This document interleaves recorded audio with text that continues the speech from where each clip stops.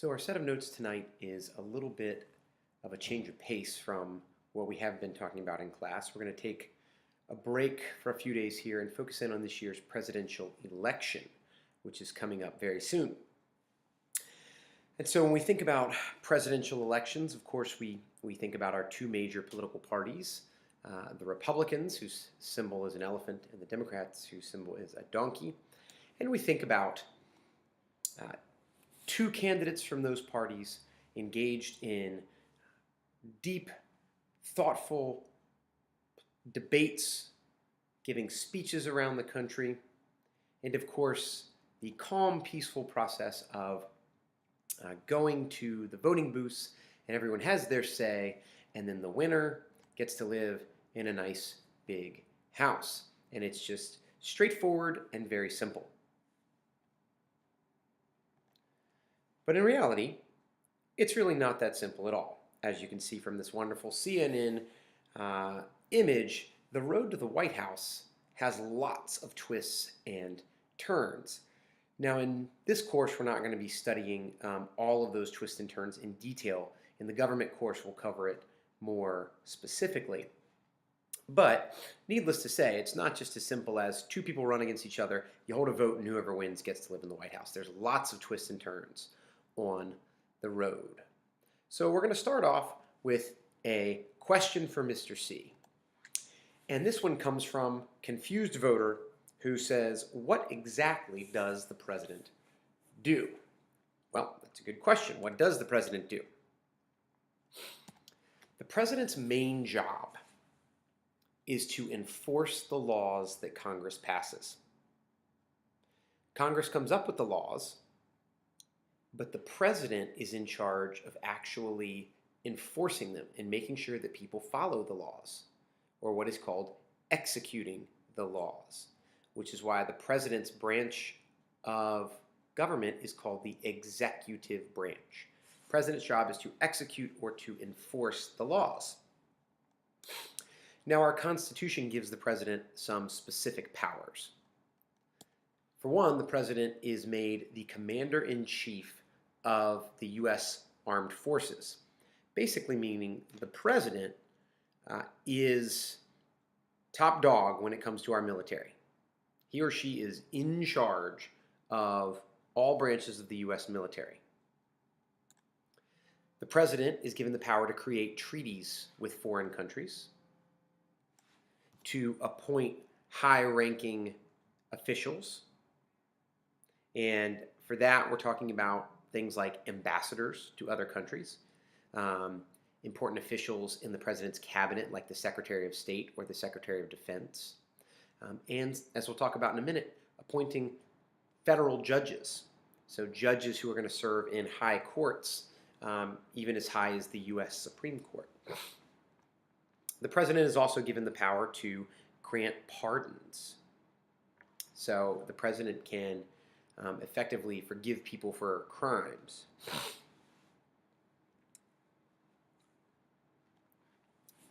We have to remember that the president does not run the government by himself or herself.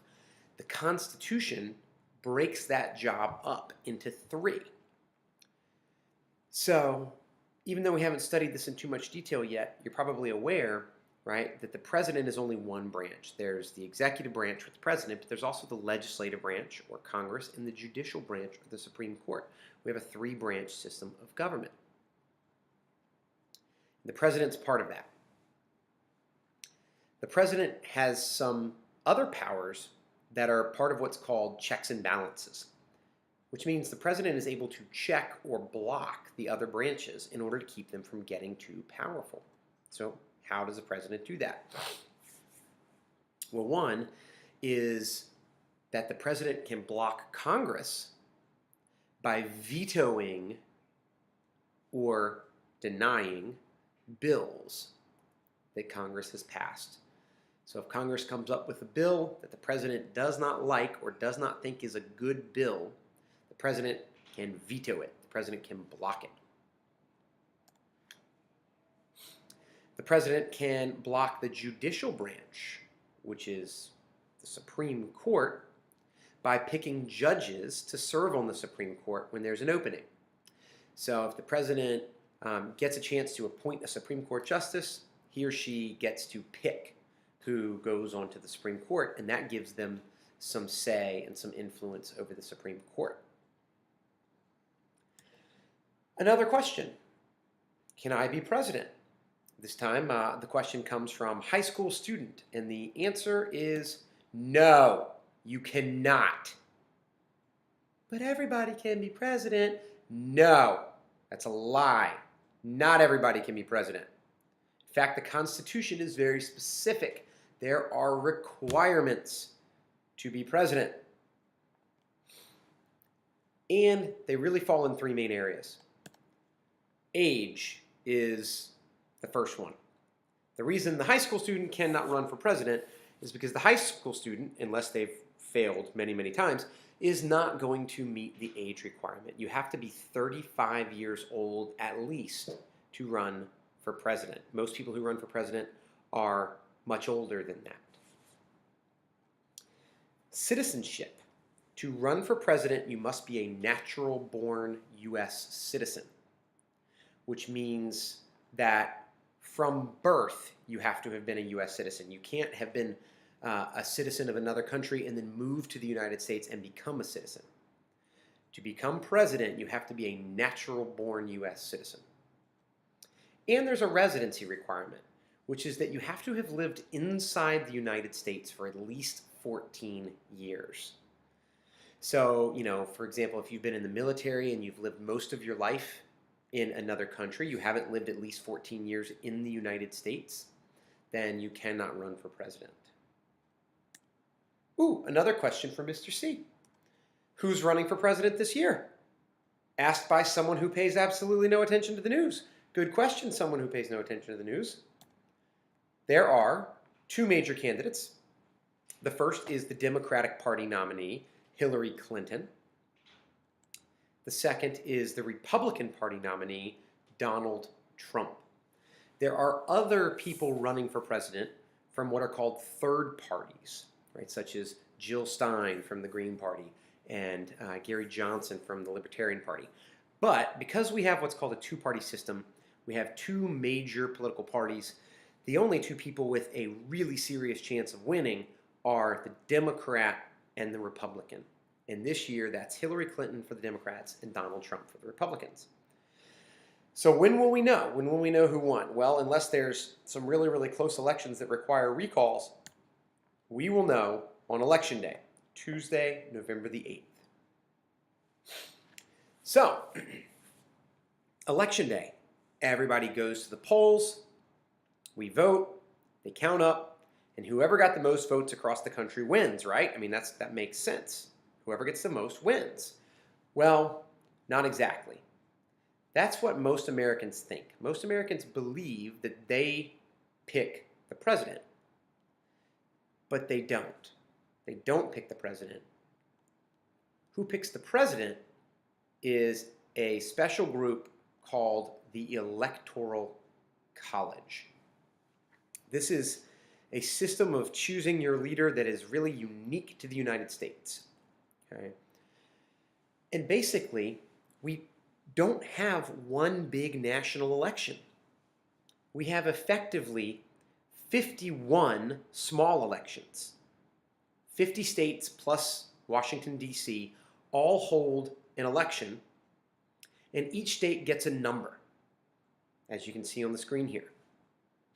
The number matches the number of people your state has in Congress. So you can see Virginia has 13. Florida has 29. Alaska has 3. California has 55. So the more people you have in Congress, the bigger your number of electors. So the Electoral College actually chooses who the president's going to be. And a lot of people are confused by this. They don't really realize that's how it works. They think when they go to the polls on Election Day and they vote, they're voting directly for, in this case, George Bush for the Republicans or Al Gore for the Democrats. This is the famous ballot from Florida in 2000 that caused a lot of problems. but they think they're voting directly for president. And in fact, in most states, if you look closely, it'll say you're voting for the electors for that person.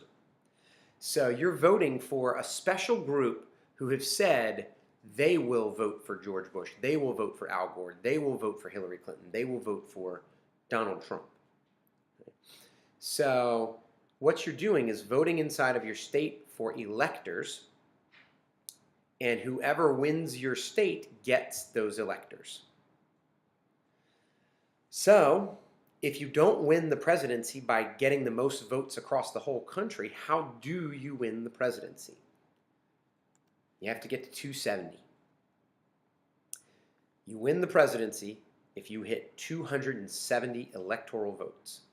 So this is our most recent election, the 2012 election, and you can see here when they were reporting this, Barack Obama had already gotten past the 270 electoral votes he needed to beat Mitt Romney.